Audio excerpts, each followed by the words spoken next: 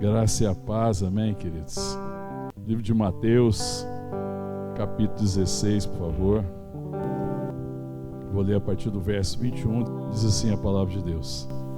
Desde esse tempo começou Jesus Cristo a mostrar aos seus discípulos que lhe era necessário seguir para Jerusalém e sofrer muitas coisas dos anciãos, dos principais sacerdotes, dos escribas, ser morto e ressuscitado no terceiro dia. E Pedro, chamando-o à parte, começou a reprová-lo, dizendo: tem compaixão de ti, Senhor, isto de modo algum te acontecerá.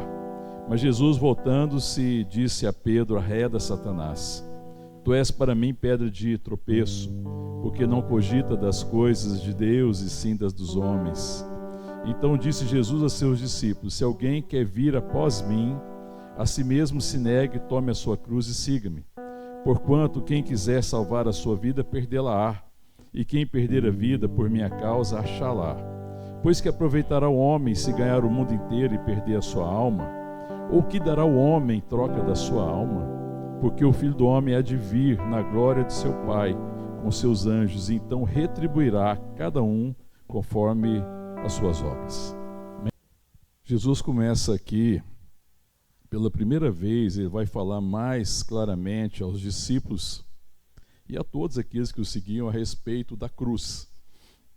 Eles não tinham entendido muito bem ainda, e Jesus não tinha feito referências muito fortes e muito claras a respeito da sua morte. Ele tinha falado de alguma forma, mas assim, os discípulos tinham dificuldade de compreender. Nós vamos ver Jesus falando a respeito da sua morte, lá em João capítulo 2, no verso 19, antes ele fala, olha, destruam esse santuário, eu vou reerguê-lo em 3 dias. 3 dias. Isso ele falava a respeito dele mesmo. Ele falava que 3 dias após a sua morte ele ressuscitaria. E os discípulos não entenderam isso. Iam entender depois. Também, ele já tinha falado no Evangelho de João, no capítulo 3, lá no verso 14, que ele fala assim como foi levantada a serpente de cobre no deserto para curar o povo das serpentes abrasadoras, e quem contemplava a serpente de cobre era curado, importava que o Filho do Homem fosse levantado. E ele está falando que Jesus teria que ser erguido numa cruz, ser crucificado para a salvação de todo aquele que crê. Ele já tinha falado isso, mas eles ainda tinham dificuldade de entender. Também ainda em Mateus, no capítulo 9, ele tinha falado que ia haver um momento, quando ele estava falando a respeito de jejum, que ia haver um momento em que o noivo ia ser tirado. Então, naquele momento, eles haveriam de jejuar. E era exatamente quando ele fosse crucificado. E ele ainda falou também, talvez uma das formas mais claras, mas ainda com dificuldade do discípulo entender, no próprio Evangelho de João, no capítulo 6, que aí é um texto mais longo, ele vai falar que ele é o pão da vida, que a carne dele é verdadeira comida, que o seu sangue é verdadeira bebida, que ele ia se entregar e que por ele haveria vida, que quem comesse e bebesse do seu corpo teria vida. E aí talvez foi uma das formas um pouco mais claras, mas ainda havia essa dificuldade. E também ainda aqui no capítulo 16, aqui de Mateus, o texto que nós estamos lendo, se você voltar um pouco aí, no verso 4, ele fala assim: uma geração má e adúltera pede um sinal, e nenhum sinal lhe será dado, senão o de Jonas, e deixando retirou-se, porque eles pediam um sinal. E ele fala do sinal de Jonas, né? Fala do que Jonas teve ali, né, no interior do peixe, e depois foi lançado fora. E aí aquilo aponta também para Cristo, que estaria, né, que seria morto, sepultado, mas que ressuscitaria ao terceiro dia. E agora Jesus, pela primeira vez, ele vai falar de forma mais profunda a respeito da cruz, do seu sofrimento, da sua morte e da sua oferta para o pecado. E ele fala 5 coisas aqui que eu queria compartilhar para depois a gente entrar naquilo que de fato é mais importante para nós. 5 coisas que ele fala aqui que é importante a gente prestar atenção no texto. Primeiro ele fala que era necessário ir para Jerusalém. Olha o verso 21. Desde esse tempo, começou Jesus Cristo a mostrar a seus discípulos que era necessário seguir para Jerusalém. Jesus tinha que morrer em Jerusalém, que é a terra santa, mas uma terra ímpia, que tinha ganhado a fama de assassinar os seus profetas. E é ali que ele tinha que ser levado, diante de toda a nação judaica, como o Cordeiro de Deus, que ia morrer no nosso lugar, a oferta de Deus, o sacrifício de Deus pode salvar todo aquele que está perdido. E talvez aqui a gente pudesse tirar a primeira lição. A lição que a gente pode tirar daqui é que é necessário também ir aonde estão os incrédulos. Jerusalém era um lugar de incredulidade. Não se engane a respeito disso. Quando a gente olha o texto, Jerusalém era um lugar também de incredulidade.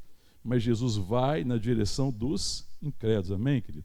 E isso é uma lição para nós, igreja do Senhor. É necessário ir aonde estão os incrédulos. Ontem nós estávamos lá na missão Resgate da Paz, teve um culto de ação de graças pela vida de 3 irmãs, né, que cumpriram, né, o tempo, né, de separação ali, de ministração, mais ou menos 7 meses, e que agora elas vão continuar o desafio, né, de continuarem sóbrias e livres do álcool, da droga, convivendo com as suas famílias, voltando, né, à convivência social. E nós tivemos um culto nesse tempo. Isso nos lembra muito, porque todas as que estavam ali é porque a igreja foi na direção delas. Pessoas incrédulas, perdidas, escravizadas pelo pecado, mas a igreja que se importa, que vai aonde está os incrédulos. A igreja que não fez acepção de pessoas, a igreja que não julgou pela aparência, mas que, mesmo vendo alguém escravizado pelo álcool e a droga, enxergou pela graça uma filha de Deus. Louvado seja Deus pelas 3 irmãs que ontem concluíram a etapa, né, que elas tinham que viver na comunidade Resgate da Paz e que vão seguir a caminhada. Louvado seja Deus por isso. Depois Jesus continua falando, ele fala assim, primeiro que era necessário ir para Jerusalém, não é? E depois está assim, e sofrer muitas coisas. E é muitas coisas mesmo, porque se a gente for citar todo o sofrimento que Jesus passou, são muitos sofrimentos, né? Jesus sofreu, ele foi rejeitado, ele foi humilhado, né? De todas as formas, mas ele sofre a crucificação no nosso lugar, ele morre no nosso lugar, então era necessário sofrer muitas coisas, os discípulos tinham dificuldade de entender isso, né? Era um caminho doloroso para ser dito em detalhe. Jesus fala apenas que era necessário sofrer muitas coisas. Mas qual que é a lição que talvez a gente pudesse também tirar dessa palavra aqui de Jesus? Que é necessário sofrer muitas coisas. A lição que a gente pode tirar aqui, que fazer a vontade de Deus implica muitas vezes em sacrifício, em sofrimento. Nós vivemos uma sociedade que tem grande dificuldade com o sofrimento. Mas para fazer a vontade de Deus, Jesus precisou sofrer, porque ele veio fazer a vontade do Pai. E era necessário se sacrificar. Para fazer a vontade de Deus é necessário sofrer. E essa talvez é uma dificuldade que nós temos, que nós precisamos aprender, né, com o que Jesus está falando aqui. Depois ele fala de como é que vai ser isso. Que ele fala, olha, é necessário sofrer muitas coisas de quem? Dos anciãos, dos principais sacerdotes e dos escribas, né? Não deles apenas, mas também dos gentios, de todo o povo de Israel. E é muito interessante isso, porque aquele que foi ungido, né, para salvar, para ser como Messias, a multidão, esses mesmos sacerdotes, anciões, sacerdotes e escribas, que gritaram, crucificam. E é uma coisa assim antagônica, porque deveriam ser eles que deveriam falar a respeito do Messias. E por causa da religiosidade, do desvio, da incredulidade, eles instigavam a multidão e as autoridades da época assim, crucifica. Né? E talvez a lição que a gente deve aprender aqui é que essa é uma missão fundamental dos discípulos. Como discípulos de Jesus, nós devemos ser instrumento para ajudar o perdido a reconhecer Cristo. O nosso testemunho, né, o testemunho que nós damos da vida de Deus, é fundamental para que as pessoas perdidas conheçam Cristo.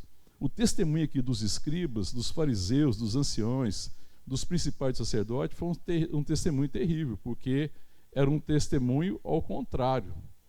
Eles estavam instigando que Cristo fosse crucificado, ele era o Messias. Olha onde a incredulidade levou a classe religiosa da época a fazer o que eles fizeram. Quarta coisa que nós podemos olhar aqui ainda nesse texto, que ele fala depois assim, de sofrer muitas coisas, dos anciões, dos principais sacerdotes e dos escribas, a outra coisa que eu falei, ser morto. Sim, ser morto, por causa da vontade de Deus. Jesus não fala muita coisa até ali, mas agora vai começar a falar da sua morte, que era necessário morrer. E essa lição nós sabemos. E tem uma música que nós cantamos, que a música fala isso. O nosso desafio é viver. E talvez a lição que a gente pode tirar aqui é uma lição bem curta. É necessário morrer para que outros possam viver. A palavra fala que se o grão cair no campo, no solo, e não morrer, fica ele só. Mas se o grão de trigo morrer, ele vai produzir fruto. E vai produzir fruto com abundância. Então é necessário morrer para que outros possam viver. E nós vamos entender um pouco melhor isso, eu não vou entrar no detalhe do que significa aqui morrer, porque eu quero falar nos próximos versos a respeito disso. É necessário morrer, é preciso morrer para que outros possam viver.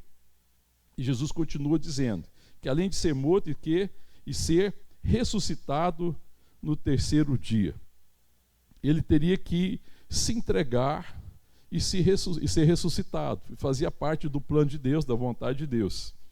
E uma lição que nós podemos aprender, irmãos, é que a graça de Deus permite que a gente passe por muitas dificuldades, lutas, sofrimento, mas que essas lutas, esse sofrimento, essas dores que às vezes nós carregamos, é que nos autoriza a ministrar cura. O que muitas vezes nos autoriza a ministrar cura é ter sido curado por Jesus. E como igreja, como povo de Deus, Deus cura nossas vidas, amém, querido? Nós passamos por lutas, nós passamos por tribulações, nós passamos por adversidade, mas em Cristo nós vencemos. E às vezes a gente não consegue entender o que está acontecendo. Mas nós não precisamos entender o que está acontecendo, nós precisamos realmente confiar que tudo que nos é necessário, nós temos em Deus. E que Ele é a provisão para nós em toda e qualquer dificuldade.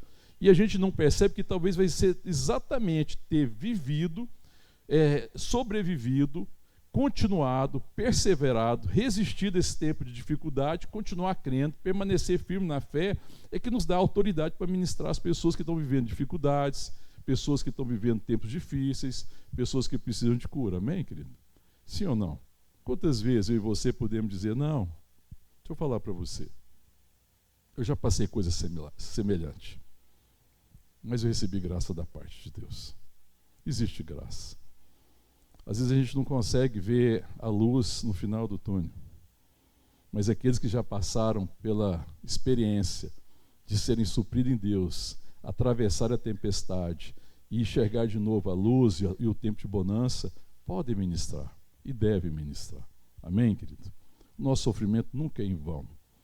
Amém? Deus tem propósito em tudo. Deus não tem prazer no sofrimento, mas Deus tem propósito no sofrimento, na luta, na dor e na adversidade. Então, os tempos de luta, de dor, de dificuldade, não deveriam nos desanimar. Deveria fazer com que a gente se aproxime ainda mais do Senhor, confiando que Ele vai dar graça, que Ele vai nos dar saída, que Ele vai nos conduzir e que no final isso vai ser instrumento de bênção para abençoar outras pessoas. Amém, querido? Jesus viveu isso. Então, são essas 5 coisas que a gente pode tirar como lição das coisas que Jesus vai falando aqui, né, que acontece nesse tempo. E isso era difícil para os discípulos, porque isso não era agradável. Os discípulos não tinham uma ideia messiânica muito diferente. Né? Um Cristo crucificado, um Salvador crucificado, era uma contradição para eles, era um escândalo. Eles tinham muita dificuldade de entender isso. E Cristo precisa ministrar o coração deles. E a razão da cegueira, você fala assim, puxa, mas por que eles não entenderam? A gente pode fazer essa pergunta, não pode? Jesus não estava lá, irmãos? Sim ou não? Você consegue imaginar isso, irmão? Eles não estavam caminhando, não era com Cristo, irmão? O Filho de Deus, o próprio Filho de Deus, se fez carne e habitou no meio deles, eles não estavam lá. Qual que era a dificuldade? Apesar de uma evidência tão próxima. A dificuldade, irmão, é que carne e sangue não pode herdar o reino de Deus. O reino de Deus se discerne espiritualmente. E a carne e o sangue não consegue discernir, apesar da proximidade, apesar de Jesus estar ali, em presença, em pessoa, eles não conseguiam. Se não houver uma iluminação do alto, Ninguém enxerga. Todos estão cegos, todos se desviaram, não há um sequer, não há um justo sequer. Todos estão perdidos, todos precisam de revelação, precisam de uma iluminação do alto. E eles não conseguiam entender isso. Os escribas não conseguiram entender. Os fariseus não conseguiram entender. Os anciãos não conseguiram entender. Os principais sacerdotes não conseguiram. Porque isso não se discerne através da carne e do sangue, de uma capacidade humana, de uma possibilidade humana. O pecado realmente destruiu a nossa percepção, nos afastou de Deus. Estávamos todos espiritualmente mortos. Isto é muito evidente com a vinda de Jesus Cristo. Se Jesus não se revela, se o Espírito Santo não ilumina, não há possibilidade. E é por isso que nós oramos, amém, irmãos? Isso deve nos levar sempre a orar, porque ninguém vai reconhecer Cristo como Salvador da sua vida se não houver uma iluminação do alto. Por mais evidente que sejam as coisas, por mais clara que seja a palavra, é necessária iluminação. Então, o trabalho da igreja, de missionário, de levar a palavra, de testemunhar, ele é fundamentado na oração, para que o Senhor abra os olhos e o entendimento daquele que ainda não crê, para que ele de fato possa conhecer Jesus como Senhor e Salvador da sua vida. É incrível como era evidente isso, como que isso era palpável, mas como eles estavam absolutamente cegos para isso. E os próprios discípulos tinham muita dificuldade. Eles não conseguiam entender também algo, que a glória de Deus, que apesar de Deus ser o mais elevado, era necessário que ele descesse aos lugares mais baixos. E a palavra de Deus diz isso, que ele desceu aos lugares mais baixos da terra, sendo ele o Deus Todo-Poderoso, Criador dos céus, da terra, Criador do universo, amém, querido? Deus Todo-Poderoso se faz carne, habita no nosso meio. Não adiantava ele simplesmente ser o Deus Todo-Poderoso, porque disso os discípulos não tinham dificuldade de reconhecer. Concorda comigo, irmão? Aquela época, o povo daquela época, mesmo os religiosos de Israel, eles reconheciam que Deus era o Deus criador de todo o universo. Eles reconheciam o poder de Deus, mas a dificuldade deles era reconhecer e entender que o Deus Todo-Poderoso, criador dos céus, da terra, de tudo que existe, teria que se rebaixar a um ponto tão grande, ao ponto de morrer na cruz, de se fazer homem, habitar no nosso meio, sofrer toda sorte, né, de coisas, como a palavra fala, sofrer, padecer, morrer, morte de cruz para nos salvar. Era difícil compreender isso. E isso também as pessoas não conseguem compreender, a não ser por uma obra do Espírito Santo. Que foi necessário que o Filho de Deus viesse até nós, viesse na nossa direção, não havia esperança. E Deus só poderia ser Senhor da nossa vida se a gente, através não somente da sua glória extraordinária, mas também da sua humilhação, da sua oferta e do seu sacrifício. Era necessário que isso acontecesse, para que Ele fosse Senhor também das nossas afeições e fosse Senhor dos nossos destinos. E porque Ele se deu, Ele se tornou Senhor, Salvador e Senhor. Amém, querido? Ele é o Senhor do nosso destino. Amém, querido? Glória a Deus por isso, porque Ele não é só Salvador das nossas vidas. Antes de ser Salvador, Ele é Senhor. E Ele não seria Salvador se Ele não fosse Senhor. Essa é a entrega. Eu quero difícil para o discípulo entender isso. Havia um véu sobre as suas cabeças. A palavra fala, o apóstolo Paulo, quando escreve aos Coríntios, fala a respeito dos judeus, que o véu permanece ainda sobre muitos. Eles não conseguem entender, eles não têm discernimento. Havia um véu sobre eles. E aí, querida, a pergunta que a gente precisa fazer: será que há algum véu sobre nós? Será que ainda não existe um véu sobre as nossas vidas a respeito de quem de fato Cristo é, na sua integridade, na sua totalidade, na sua salvação, na sua redenção, no seu senhorio, na sua graça? Porque a glória de Deus é revelar-se, mas às vezes ainda existe um véu. Será que nós temos toda a revelação de Cristo? Porque, irmãos, uma marca de que nós crescemos na revelação de Cristo, ela pode ser medida pela nossa rendição. A nossa rendição, ouça o que eu estou dizendo, em nome de Jesus. Que o Espírito Santo fale ao teu coração a respeito disso, em nome de Jesus. a medida da revelação que nós temos de Cristo, ela está na forma como que nós nos rendemos a Ele. A forma como nós nos rendemos, como nós confiamos o nosso coração a Ele, a dimensão, isso demonstra o nível da nossa revelação. Pouca revelação de Cristo, pouca rendição. As pessoas que têm pouca revelação de Cristo, elas têm pouca rendição.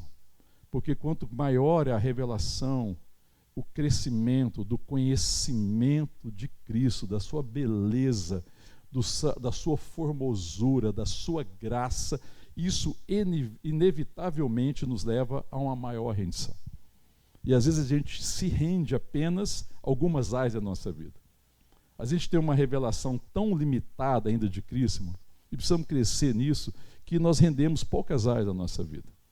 Será que algum de nós aqui tem a coragem de afirmar e pode afirmar que se rendeu completamente a sua vida a Cristo? Será que alguém pode dizer, não, eu estou completamente rendido? Não existe nenhuma área. Esse era um assunto que dava para dar uma bela conversa no grupo pequeno, não dá, irmão? Sim ou não? A gente sentar sinceramente e falar, irmão, se eu falar aqui, tem área que eu tenho dificuldade de render. Porque se a gente for sincero e honesto, a gente vai ter que reconhecer que tem área que a gente não rendeu. E a área que você não rendeu, se você não se rendeu a Cristo, é porque você não conhece. Porque a gente só confia naquilo que a gente conhece. Naquilo que a gente não conhece, a gente não confia. A gente não se rende àquilo que a gente não tem convicção e conhecimento. E talvez essa seja uma pergunta a ser feita, que a gente precisa considerar quando a gente está diante desse texto. Quando a gente vê a dificuldade dos discípulos. As nossas reações e decisões diante da circunstância respondem isso. Você quer saber o tamanho da rendição que a gente tem em Cristo? É só olhar a nossa reação e as nossas decisões diante da circunstância. Pedro respondeu. Quer ver? Vamos olhar aqui se Pedro respondeu. Qual que é a resposta de Pedro diante da circunstância? Olha o verso 22. Pedro, né? Graças a Deus por Pedro, né? Pensa num personagem bíblico que ajuda a gente, né? Porque a gente olha para Pedro e fala, meu Deus, nós somos do Pedro para pior. Porque Pedro tendo caminhado, Pedro sendo quem é, Pedro tendo tido toda essa caminhada com Jesus, aí você vê a atitude de Pedro. Pedro responde, a resposta de Pedro aqui fala do coração, da revelação que ele tinha a respeito de Jesus Cristo. Olha o que ele que fala. E Pedro, chamando à parte, começou a fazer o quê, irmão? Reprová-lo, dizendo, tem compaixão de ti, Senhor. Isso de modo algum te acontecerá. Isso revela o coração de Pedro. Falei, não, Senhor, sofrer, padecer, passar por perseguição, passar por todas essas coisas, não, isso não é conveniente. Isso não vai te acontecer. O que ele está falando para Jesus? Tem compaixão de ti. Pedro tinha compaixão de quem, no fundo? Dele. A resposta de Pedro, ele não conhece o amor de Deus. Pedro não conhece a profundidade, a grandeza, a graça, a dimensão extraordinária. Pedro ainda não tem revelação. A resposta de Pedro é uma resposta de quem não tem revelação. Falei assim, o que é isso, Senhor? Tem compaixão de ti. Um filho de Deus não passa por isso. Um filho de Deus não pode sofrer essas coisas. Não é possível que você, sendo o Senhor, sendo filho de Deus, você vai padecer essas coisas. Não é possível. E muitas vezes Satanás ataca muitos filhos de Deus assim, fala, mas você é filho de Deus, se fosse filho de Deus, você não podia estar passando isso. A gente vai ver na história, não vai ver, irmãos? Nós vamos ver Jesus tentado no deserto. Porque não é isso que Satanás usa, irmão? Se tu és o filho de Deus, manda que estas pedras se transformem em pães. É o seguinte, é usar a graça de Deus em favor do interesse particular. É salvar a si mesmo. Mas Jesus não veio se salvar, irmão. Jesus veio para morrer. O único ser que nasceu nessa terra para morrer é Cristo. Porque ele nasce para se dar, para se entregar. E essa revelação estava distante do coração deles. Por isso que Pedro fala isso. Olha, Senhor, isso não pode acontecer. Então, na verdade, o sentimento de Pedro é o sentimento de todos. Pedro é o que fala. Mas você acha que o sentimento dos discípulos era diferente desse, irmão? Era ou não? Era o mesmo. Quando o Pedro falou assim, olha, se todo mundo te negar, todo mundo pode te negar, mas eu não nego.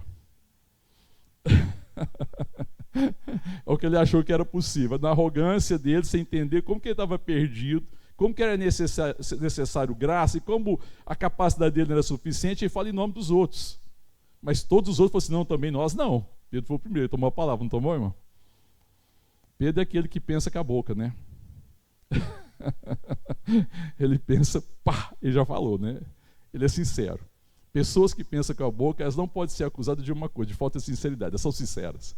São as pessoas mais previsíveis e mais sinceras que existem. Elas são sinceras. Pedro é sincero, porque essa é a realidade de Pedro. E ele fala pelos outros. E ele fala, não, Senhor, não é possível que isso pode acontecer. Né? Não, isso não vai acontecer. Ele não consegue entender a cruz. Ele, diante do sofrimento, ele começa a reprovar o Senhor. Pedro não suporta essa ideia desse sentimento. Ele tem dificuldade com isso. E qual que é a resposta de Jesus para Pedro? Uma resposta muito firme, não é? Sim ou não? Tem compaixão de ti, Senhor, final do verso 22. Isso de modo algum te acontecerá. Jesus, voltando, esse verso 23, mas Jesus voltando, diz a Pedro, arreda Satanás. Algumas versões falam assim, para trás de mim, Satanás. Para trás. Arreda de mim. Tu és para mim pedra de tropeço. Por quê que ele é pedra de tropeço? Por que Jesus é tão firme com Pedro? O que ele fala depois para ele? Porque não cogita das coisas de Deus, e sim dos homens. Você está tentando se preservar. Eu vou traduzir. Quando você não cogitar das coisas de Deus e das coisas dos homens, é pensar no interesse próprio. É um senso de preservação, de autopreservação, é um senso de interesse próprio e não do dever. O dever de Cristo era esse, porque a vontade dele está relacionada à vontade do Pai. E ele se entrega a esse dever como Cristo, como Messias, de fazer a vontade do Pai. Ele não está em busca de se preservar, ele não está em busca do interesse próprio.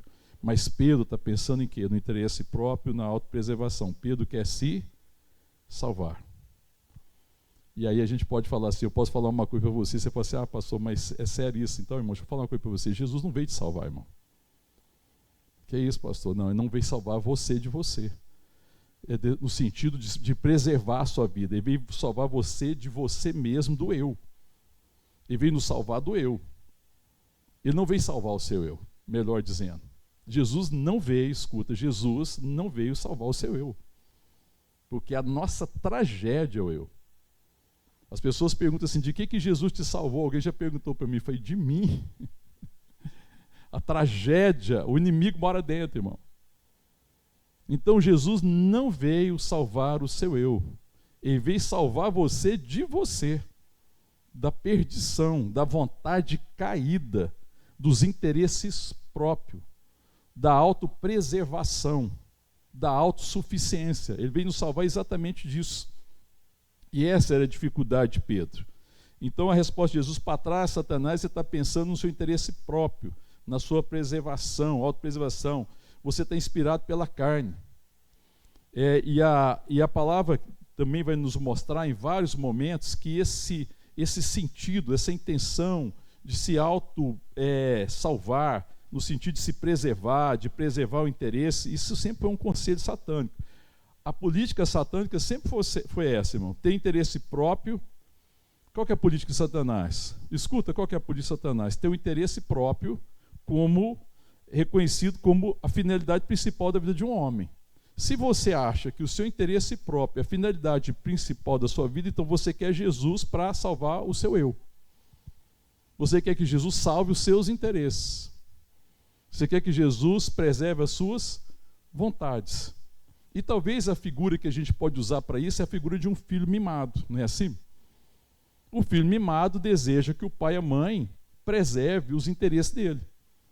Ele não deseja que o pai e a mãe lide com seus interesses, mesmo quando seus interesses são inadequados. E às vezes muito pai e muita mãe não exercem adequadamente a paternidade, porque deveriam salvar aquela criança do eu, porque o eu logo se revela. Então, corrigir uma criança é salvar ela do eu, porque o eu é uma tragédia. Se você deixar seu filho ou sua filha entregue ao eu, ele vai padecer grandemente na vida adulta. Porque vai ser muito facilmente subjugado por Satanás, porque a política de Satanás é o seguinte, o interesse próprio é o mais importante. A finalidade principal da vida de uma pessoa é ter o interesse próprio satisfeito, não é assim, irmão? É assim que o mundo trabalha. Esse é o sentimento que está no coração de Pedro. E Satanás, ele é o príncipe desse mundo, sabe por quê? Por que Satanás, a palavra não fala que Satanás é o príncipe desse mundo? Que o mundo jaz no maligno, sim ou não, irmão? Por que Satanás é o príncipe desse mundo? Já parou para pensar? Por que ele é o príncipe? Por que ele é o maioral do mundo nesse sentido, deste século, desse mundo caído? Por quê? Porque o interesse próprio governa o mundo, irmão. Esse mundo é governado pelo interesse próprio. Esse mundo é uma luta de eus, das pessoas querendo sujeitar todas à sua volta ao eu. Já percebeu isso? Que a grande maioria das pessoas, e que este século, o desejo é que todo mundo esteja sujeito à minha vontade. Isso é o eu, isso é o egocentrismo, isso é o ego. Por que Satanás, então, é o príncipe desse mundo? Porque quem governa o mundo é o interesse próprio. E ele é o maioral disso, porque ele é o exemplo, a personificação do interesse próprio, de quem busca só o interesse próprio. Porque Satanás buscou a sua glória, por isso que ele cai. É por isso que ele é o príncipe do mundo. Isso aqui tem uma lição aqui. E aí Jesus tem uma santa indignação por qualquer coisa que tenha sabor de interesse próprio. Jesus resiste ao interesse próprio. Cristo não era alguém que agradava a si mesmo, irmão. Então, uma coisa que nós podemos aprender aqui também, como filho de Deus, irmão, e que a gente às vezes pode ministrar na vida do outro, irmão, não viva para se agradar. Essa deveria ser uma ministração. Toda vez que você vê alguém vivendo para se agradar, ele está num caminho perigoso. O desvio acontece aí, irmão. As pessoas se desviam por causa disso, porque ela quer agradar a si mesma. E você tem que decidir quem você vai agradar. Porque não há essa possibilidade do reino de Deus. Você tem que decidir, ou você agrada a Deus, ou você agrada a você. E Jesus vai falar isso muito claramente aqui na frente. A quem nós estamos agradando, irmão? Se a gente for sincero, diante de muitas coisas que nós fazemos, fizer uma pergunta sincera, eu posso às vezes olhar no espelho e falar assim, olhar lá e falar assim, e você que está aí na minha frente, que eu estou vendo, quem que você está agradando? Você ou Cristo? Você ou Deus? Porque se você estiver agradando a si mesmo, você está dando lugar ao velho homem. Isso é caminho de morte, isso é caminho de destruição. Porque o caminho de vida é agradar a Deus. Porque a vontade dele é boa, ela é perfeita e ela é agradável. A única coisa que pode me entregar uma vida satisfeita é a vontade de Deus. E o caminho da insatisfação é uma coisa incrível, né? Porque o caminho da insatisfação é agradar-se a si mesmo. Porque quem agrada a si mesmo nunca se satisfaz. Você percebeu isso, irmão? As pessoas egoístas se tornam cada vez mais egoístas. As pessoas que pensam só no umbiguinho dela, cada vez mais elas se pensam em si mesmas. Elas não conseguem enxergar outro interesse no seu interesse próprio. Ao ponto que ela vai usar todo mundo à sua volta para satisfazer seu interesse próprio. Isso é um sinal de queda. Amém, querido? Então nós precisamos estar sempre olhando para o nosso coração, né? Porque Satanás ele vai sacrificar isso daí, porque o interesse de Satanás é sempre buscar esse interesse e não a justiça. Cristo não busca o interesse próprio, ele busca a justiça. Aí a palavra de Deus fala assim, olha, não andeis ansiosos de coisa alguma, né? Assim, quando fala em Mateus, em relação à ansiedade, não vos preocupeis com o que vocês vão comer, beber ou vestir, não vos inquietais, quem se preocupa com essas coisas são os pagãos. Vocês são filhos de Deus, Deus sabe do que vocês precisam antes de vocês lhe pedirem. Ele fala assim, buscai o reino de Deus e a sua justiça, irmão. Só quando a gente busca a justiça de Deus, quando eu não busco interesse próprio. Vou dar um exemplo prático. Quando alguém te ofende, quais são os caminhos que você tem? Fala para mim. buscar o meu interesse próprio. O que é o meu interesse próprio? Fazer justiça com as minhas mãos. Ou você buscar a justiça. Porque a justiça é Cristo. Eu falei assim, essa pessoa me ofendeu, se eu consultar a carne, eu vou dar a ela o que ela merece. Não é assim, irmão? Justiça própria da pessoa que ela merece. Mas quando você olha para a justiça de Deus, você vai tratar ela de que forma? Com misericórdia. Porque foi a forma que Cristo te tratou. Aí você vai falar assim, Deus, a minha vontade é dar nele, ou nela. É pagar o mal com o mal. Se eu tomei uma paulada, eu dou 10, não é assim? Então teve que estabelecer a lei de Italião, que é o seguinte, olha, se você tomou uma pancada, dá uma. Se alguém furou teu olho, fura só um. Se roubou um boi, você só pega um boi dele. Porque era assim, a lei dos homens é a seguinte, furou um olho, eu furo os dois. Me deu uma pancada, eu dou 10. Esse é o coração humano, né, irmão? Qual que é o nome disso? Interesse próprio. Mas buscai, em primeiro lugar, o reino de Deus e a sua justiça, a vontade de Deus. Amém, querido? Então veja como é que a gente precisa estar lidando com isso, porque a gente tem a tendência de buscar, em primeiro lugar, o quê? A nossa vontade. E se você der lugar, o velho homem vem. Se você der lugar, a velha mulher vem. E como é que eu continuo mantendo o velho homem e a velha mulher subjugada aqui, debaixo dos pés? Fazendo a vontade de Deus. Amém, querido? Então, a palavra nos chama a fazer isso. Jesus ele poderia se livrar, mas ele veio exatamente para salvar. O próprio Pedro antes teve uma revelação, não tem? Quando ele pergunta assim, o que o povo diz ser eu? Jesus não pergunta aqui no Mateus 16? Qual que é a resposta lá? Olha lá, olha o verso 3, volta aí comigo, verso 3 do capítulo 16. Indo Jesus para os lados da Cesareia de Filipe, perguntou aos seus discípulos, quem diz o povo ser o filho do homem? E eles responderam, uns dizem João Batista, outros Elias e outros Jeremias, ou algum dos profetas. Mas vós, continuou ele, quem dizeis que eu sou? Respondeu Simão Pedro. Você vê que Pedro sempre toma a frente. Tu és o Cristo, o Filho do Deus vivo. Aí Jesus responde para ele. Então Jesus lhe afirmou, bem-aventurado é Simão Barjona, porque não foi carne e sangue que te revelaram, mas meu Pai que estás no céu. Então você vê que essa revelação de que Jesus é o Cristo, não foi carne que revelou isso, nem sangue, mas é Deus que pelo seu Espírito é revelado a Pedro que Jesus de fato é o Cristo. Mas eles tinham dificuldade de entender a obra de Cristo, o que Cristo teria que fazer para nos salvar.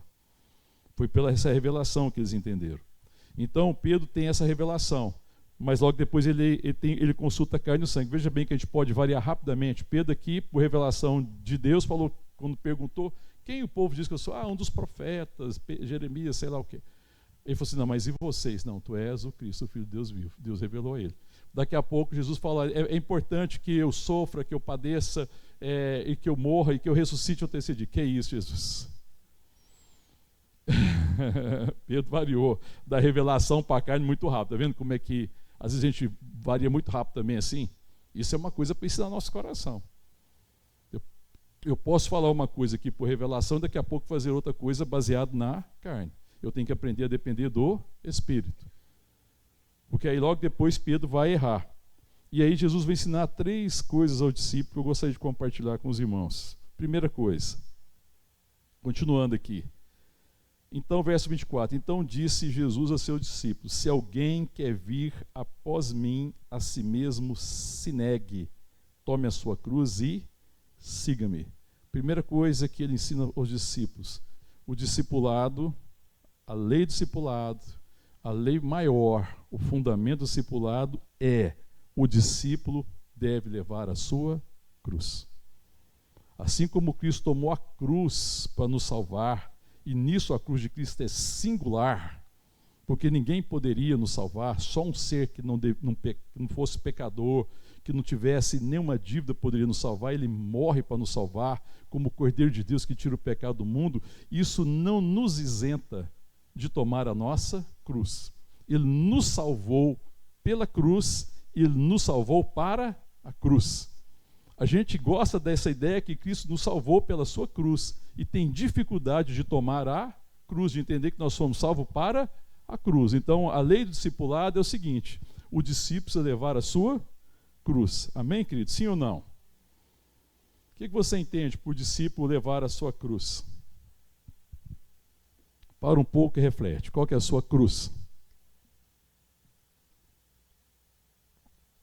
Certamente você não precisa pegar uma cruz de madeira, tomar ela e sair carregando ela para algum lugar para fazer uma promessa. Certamente não é isso, né, irmão?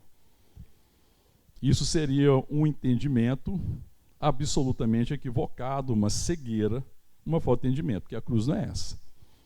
A cruz não é impor a você um auto-sacrifício, é uma penitência nesse sentido. Não é isso que a cruz aqui significa. Porque olha o que ele faz. Jesus explica. Olha o verso 25, olha a explicação. Porquanto quem quiser salvar a sua vida, perdê-la-á. E quem perder a vida por minha causa, achá-la-á. Então eu posso parafrasear isso, eu vou parafrasear para a gente entender. Pois quem quiser salvar a sua vida natural, quem quiser salvar a sua vida natural, a vida que nós temos na carne, quem quiser preservar os interesses próprios, está me ouvindo, irmão? Quem quiser salvar a sua vida, quem quiser preservar a vida natural, quem quiser preservar a vida que ele tem na carne, quem quer preservar os interesses próprios, perderá a vida. Mas quem perder a sua vida natural, abrir mão dos interesses próprios, abrir mão da vida que ele tem na carne, por causa de Jesus, encontrará a verdadeira vida, que é a vida espiritual, que é a vida abundante, que é a vida eterna. É isso que ele está falando. Quem quiser salvar a sua vida, perdê-la-á. Quem quiser salvar o eu. Quem é que perde a vida que Deus tem para ele? Quem quer preservar o eu. Quem acha que é possível ser salvo e continuar vivendo na perspectiva do eu, não foi salvo. Me perdoe, irmão. Não há salvação aí. Porque quem tenta preservar a vida do eu, perdeu a vida espiritual. Ele não acessa a vida espiritual. Ele não tem acesso a essa vida. Porque enquanto ele não se render à vontade bendita de Deus, e não se entregar ao Senhor e Salvador, não somente ao Salvador e Senhor, ele continua vivendo na sua perspectiva. Ele continua vivendo pelos seus interesses próprios. Ele pensa somente em si. E quem pensa somente em si está perdido. Está entendendo isso, irmão? O que está falando é exatamente disso. Existe uma diferença entre quem crê e quem não crê. Existe diferença de níveis de rendição. Mas um crente, um filho de Deus, um justo, alguém que é justificado pela fé, ele tem que estar vivendo um processo de autonegação. Negando a si mesmo, odiando a vontade da carne, percebendo que existe muita coisa nele que não é boa. O apóstolo Paulo fala assim: eu bem sei que em mim não há bem algum. Isto é, na minha carne eu não encontro bem algum. Quando eu olho para mim, para a vida que eu tenho em mim, a vida do eu vejo que não existe bem algum. Todos os meus desejos são caídos. Mas quando eu me rendo ao Espírito, aí eu vivo. E é isso que Jesus está falando aqui. Jesus não deixa dúvida a esse respeito. Olha, então disse Jesus ao seu Espírito: se alguém quer vir após mim, a si mesmo se negue, irmão. Existe algum caminho de chegar-se a Jesus, irmão? De viver a vida que Ele tem para mim? E eu falo não no sentido de me salvar.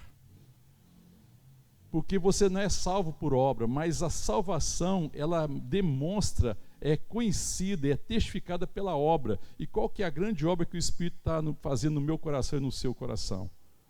Ensinar a você e a mim a não viver para nós mesmos. Essa é a obra que o Espírito está fazendo. Negar-se a si mesmo. Eu sei que viver para mim, irmão, é uma tragédia. Eu sei que viver para mim é perdição. Eu sei que viver para mim, eu estou negando Jesus. Eu sei que quando eu estou vivendo somente para mim, eu estou distante da vida, eu estou distante daquilo que é eterno, eu estou olhando as coisas temporais, eu estou vivendo como um escravo do sentimento e dos afetos. Então, irmão, eu tenho que entregar meus afetos para Jesus. Os meus afetos precisam passar pelo crivo do Espírito de Deus. Sonda-me, ó Deus, vê se há em mim algum caminho mau e me conduz pelos caminhos de vida eterna. Pelo caminho eterno. É isso que Jesus está falando aqui. Negue-se a si mesmo. Não existe outra forma de estar em Cristo, irmão. Aquele que é salvo, a marca da vida dele é um processo de negação. Negar a si mesmo. É claro que tem gente que vai caminhar mais rapidamente nisso e alcança a maturidade mais rapidamente. Tem pessoas que demoram mais para alcançar essa maturidade, mas tem que haver um processo de transformação, onde a marca da transformação é negar-se a si mesmo. E às vezes na caminhada cristã, irmão, nós podemos caminhar bem, chegar a um determinado ponto da vida e falar assim, não, eu vou viver para mim. Não vale a pena. E você sabe que a hora que você faz isso? Quando você olha para os outros. Quando você começa a olhar para o nível à sua volta. Quando você começa a olhar pela reação, às vezes, que as pessoas têm, que às vezes você está negando a si mesmo, padecendo, sofrendo, às vezes parece que o outro não reconhece, ou o outro não corresponde, e aí você voltou a olhar para você, porque você não pode fazer por você. Quando eu abençoo alguém, eu tenho que abençoar por causa do reino. Eu tenho que abençoar por causa de Deus, é a vontade de Deus. Ainda que minha carne não queira, ainda que a pessoa não mereça, a palavra de Deus fala assim, ame o teu próximo como a ti mesmo. E nós temos uma dificuldade enorme de amar o próximo. Talvez uma das áreas que a gente é mais provado, se nós realmente estamos negando a nós mesmos, é amar o próximo. Porque amar o próximo requer sacrifício. Qual que é o primeiro sacrifício para amar o próximo? Falei para mim agora. Deixa eu ver se você entendeu o que eu falei. Qual que é o primeiro sacrifício para que você possa amar o próximo? Negar-se a si mesmo. Não, é difícil, porque às vezes vocês pensam que para amar o próximo eu vou ter que fazer alguma coisa difícil. Nada é tão difícil quanto negar a si mesmo. Porque você pode fazer as coisas e não negar a si mesmo. E depois você vai pôr o próximo em dívida. Se você abençoar alguém, pagar preço, se sacrificar, mas não negar-se a si mesmo, você vai colocar o outro em dívida, sim ou não? Uma hora você cobra.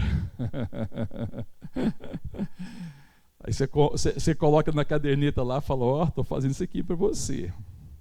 Estou te olhando, estou te observando. Aí daqui a pouco você começa a não querer fazer mais. Não, eu não vou fazer não, porque parece que eu não vou receber nada em troca. Pronto, acabou-se a negação. Agora eu já não estou negando mais a mim mesmo. Agora eu estou falando, goiano é que fala assim, né? Mineiro também, estou fazendo é para mim. Socorro, Deus. Né, irmão? Socorro. Joga fora essa caderneta, irmão. Quando eu nego a mim mesmo, eu jogo fora aquela caderneta que eu colocava as pessoas em dívida. Ninguém me deve, irmão. A maior liberdade do mundo é ninguém te dever nada. Ninguém me deve. Ninguém me deve nada. Todo bem que eu recebo dos outros é graça sobre graça. Eu recebo como graça. Deus, obrigado por ser amado. É bom ser amado, irmão? É muito bom, né, irmão? Mas você merece ser amado? Merece? Acho que não. O amor é graça. Alguém pode comprar o amor? Não pode. Jesus vai falar daqui a pouco. É impossível. Mas você é amado por graça, sim, irmão? Não é assim, irmão? Então eu devo amar também por graça. Então Jesus está ensinando isso. Olha, quem quiser vir após mim, quem quiser viver a vida que eu tenho, quem quiser viver a salvação, quem quiser desfrutar da salvação, quem quiser viver a nova vida que tem em mim, negue a si mesmo, tome a sua cruz e siga-me. Amém, querido? A gente não segue Jesus, irmão, não toma a cruz porque a gente pensa no interesse próprio. Irmão, por que a igreja do Senhor Jesus tem dificuldade de congregar? Sim, aqui nós somos proibidos de congregar. Aqui é um país que que corre atrás dos cristãos. Nós somos perseguidos, não somos perseguidos, irmão? Se alguém vê a gente com uma Bíblia, nós somos presos aqui nesse país, não somos? Nós somos sujeitos a ser mortos na rua por causa da nossa fé. Ah, tá, eu sei, a gente não consegue congregar porque nós vivemos uma perseguição de cristãos aqui nesse país. É por isso que a gente não consegue congregar, irmão? Por que a gente tem grande dificuldade de congregar, irmão? Fala a palavra para mim. Interesse próprio. Porque eu penso no meu interesse. Então eu não congrego porque às vezes eu estou pensando no meu interesse. Se eu estou com vontade, se eu não estou com vontade, se é agradável, se não é agradável, se o tempo está favorável, se está frio, se está quente, se é confortável ou não é confortável. A gente tem dificuldade, irmãos, então consultando o interesse próprio. A nossa dificuldade é não negar-se a si mesmo. Porque quando eu nego a minha vontade, irmão, tem dia que eu não tenho vontade. Sim ou não, irmão? Tem dia que você não tem vontade nenhuma, o sentimento é totalmente contrário. Mas como eu não vivo para satisfazer o meu interesse, e como eu preciso lançar fora essa vida, eu preciso morrer para mim mesmo, eu falo, Deus, a tua vontade é qual? Ele fala assim, vai meu filho, eu tenho propósito quando vocês se reúnem, eu amo a reunião dos filhos de Deus, eu tenho prazer, na reunião, no encontro existe cura, existe ministração, existe edificação, existe palavra de esperança, eu amo a comunhão dos santos, amém, irmão? Se a gente tivesse revelação, e se não tivesse um véu sobre os nossos olhos, a gente lutava e brigava para congregar. A gente tinha que estar brigando por causa de espaço aqui na igreja, amém, irmãos? Tinha que estar reclamando por falta de cadeiras. A gente tinha que estar reclamando, assim, mas tinha que ter mais encontro durante a semana, tinha que ter mais um grupo pequeno, tinha que ter mais um tempo de louvor e adoração durante a semana. A gente quer encontrar mais. Porque Deus ama, é bendito, é abençoador, é transformador, glorifica a Deus. Mas qual que é a nossa dificuldade? Cada um sabe responder, não sabe, irmão? Interesse próprio. Se for do meu interesse, eu vou. Se não for do meu interesse, eu não vou. Sabe, querido, eu acho que a gente precisa orar a Deus e falar, Senhor, dá graça, ajuda-nos. Misericórdia, Senhor, socorro. Que homem, que mulher eu estou me tornando? Aonde o interesse próprio está me levando? Aonde o interesse próprio está levando a igreja? Irmão, o príncipe do interesse próprio é Satanás. É por isso que ele é o príncipe do mundo. Entenda isso. Ele só é o príncipe deste século, porque este mundo vive para o interesse próprio. As pessoas são escravizadas por causa do interesse próprio. A escravidão da carne e do sangue é o interesse próprio. Não ache que é normal. Não dê lugar ao interesse próprio. O interesse próprio é Satanás insinuando, assim como ele se insinuou na vida de Pedro. Que isso, Senhor? Não é necessário. Congregar sempre é muito radical. Precisa estar indo, se encontrando sempre, não é necessário. Eu posso ser crente aqui na minha casa, eu vejo o culto online, eu assisto alguns cultos, estudo a palavra aqui. Não preciso encontrar com os irmãos para orar, eu não preciso confessar as minhas dificuldades, eu não preciso de ajuda, eu vou resolver na minha vida. Interesse próprio, autopreservação. Quem quer vir após mim, negue-se a si mesmo, tome a sua cruz e siga-me, porque quem quiser salvar a vida, perdê-la-á. Mas quem perder a vida por amor de mim, achá-la-á. A verdadeira vida espiritual, a vida abundante, a vida que é cheia de graça, a vida que é eterna. Sabe, querido, quem está tomando prejuízo somos nós, porque às vezes nós não estamos em posse da vida abundante que Deus tem para nossas vidas, porque nós temos dificuldade em negar a nós mesmos. Nós temos dificuldade de tomar a cruz. A cruz, irmão, é tudo aquilo que mata a vontade do homem. Para tomar a cruz, você tem que fazer uma coisa, irmão. Você tem que meditar na palavra. Porque o que me livra do meu interesse próprio, o interesse próprio é o eu lá, né? O eu fala ou não fala, irmão? Fala, não fala? Lá no seu consciente tem um eu sempre falando, não tem? O eu fala do quê? Do interesse próprio. O Espírito fala da vontade de Deus. Como é que você vai então viver? Eu preciso estar diante da palavra, irmão. Eu preciso meditar. A palavra não é para me chegar aqui no culto, ouvir a palavra e não meditar nela, não, irmão. É necessário que eu medite na palavra. Porque pela palavra eu vou sendo transformado. A fé vem pelo ouvir a palavra de Cristo. Pela palavra eu contemplo Cristo. A palavra de Deus fala que a carne se inclina para a morte, mas o Espírito para a vida e paz. Quando eu estou diante da palavra, o Espírito ministra ao meu espírito a verdade e a vontade de Deus, para que eu não faça a minha vontade, mas faça a vontade de Deus. A grande dificuldade da igreja brasileira, irmão, de viver por conta do interesse próprio, é porque não medita na palavra. Porque eu não vou conseguir resistir à minha vontade própria, ao interesse próprio, se eu não ouvir a palavra, se eu não der ouvido à palavra. Eu preciso ouvir e falar assim: Pai, fala comigo, ministra ao meu coração. Porque quando você não medita, você sabe o que vem? O velho homem, a velha mulher. O velho homem e a velha mulher tem que ser subjugado. E nós subjugamos o velho homem e a velha mulher, que é a vontade própria, o eu, quando eu dou lugar à vontade de Deus, quando eu ouço a palavra, quando eu leio a palavra, quando eu medito na palavra, quando eu contemplo a Cristo. O apóstolo Paulo, quando ele escreve aos Coríntios, ele fala que nós somos transformados pelo Senhor, a imagem do Senhor, quando nós contemplamos o Senhor. E pela palavra eu contemplo o Senhor. Pela palavra eu contemplo a verdade. Pela palavra eu conheço a vontade de Deus. Pela palavra eu sei quem eu sou. Pela palavra eu tenho direção. Aí pela palavra eu sou orientado. A palavra me ajuda a não querer me salvar o eu. Mas a palavra me ajuda a perder o eu. Então existe uma coisa que você tem que perder o eu. Nós temos que perder o eu. Nós temos que perder esse desejo de satisfazer o interesse próprio. Isso ainda é sinal da queda. Isso é velho homem, velha mulher. Mas pela palavra nós somos transformados. Então é preciso, irmão, meditar na palavra. É preciso estar diante da palavra. Porque senão você vai estar buscando a vida de baixo e não a vida de cima. A vida de baixo, a vida do eu é terrena. Mas a vida de cima é bendita, é eterna. Amém, querido? E é isso que Jesus está falando aqui. E aí depois ainda fala mais. Olha o verso 26. Pois que aproveitar o homem se ganhar o mundo inteiro e perder a sua alma?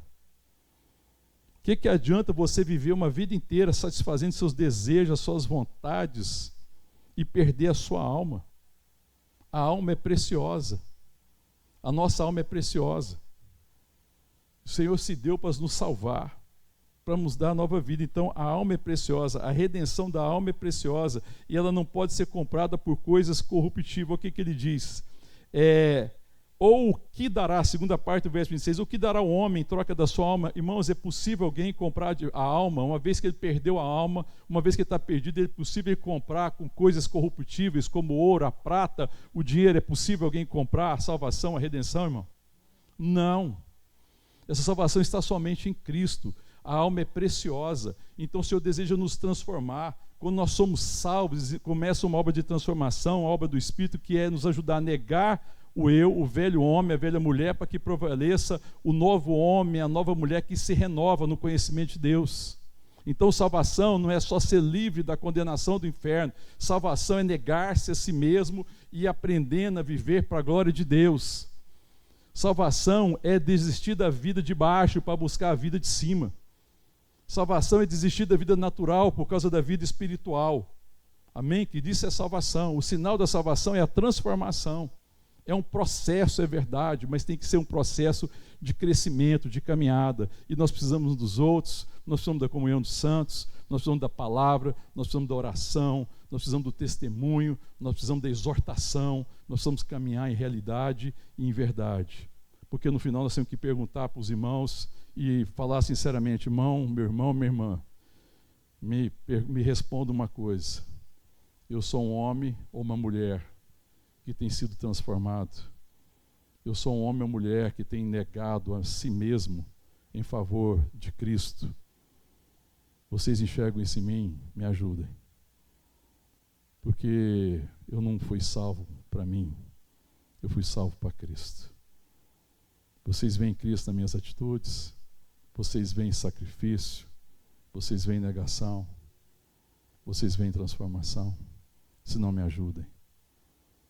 porque eu não posso viver para mim mesmo. A minha vida não pode, no final das contas, ser resumida em ele viveu por seus próprios interesses.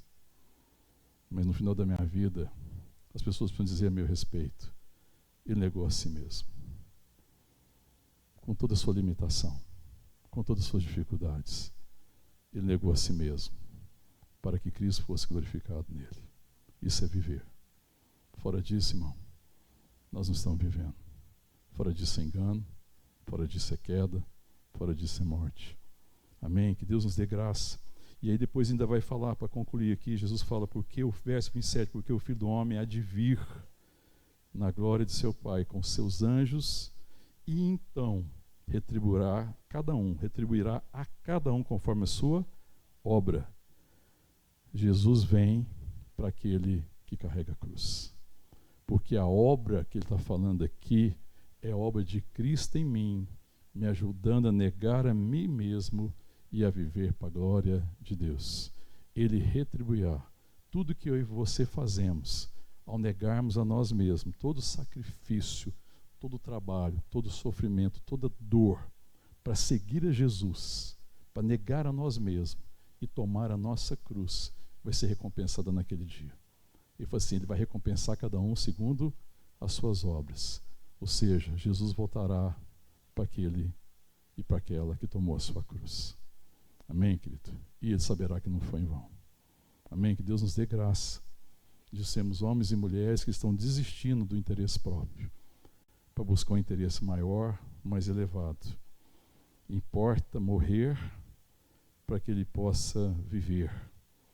Ou eu poderia dizer, importa morrermos para nós mesmos, para que outros possam viver, para que Cristo seja conhecido em mim, para que ele seja glorificado.